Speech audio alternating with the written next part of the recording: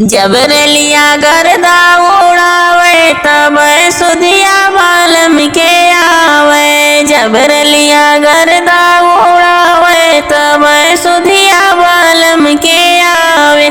4 महीने वहाँ गर्मी के दिन वहाँ 4 महीने वहाँ गर्मी के दिन वहाँ जब केहू बेनिया डोलावे तब सुधिया बालम के आवे। जब केहू बेनिया डोलावे तब सुधिया बालम के आवे। जबरलिया गर्दा उड़ावे तब सुधिया बालम के आवे।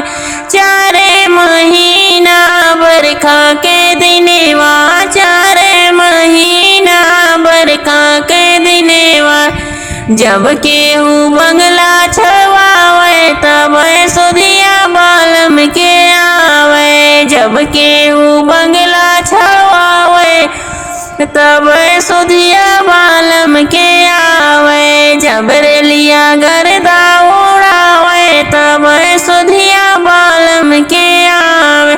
4 महीने वहाँ ठंडी के दिनवा 4 महीने वहाँ जाड़ा के दिनवा जब केहू चदरा ओढ़ावे तब सुधिया बालम के आवे। जब केहू चदरा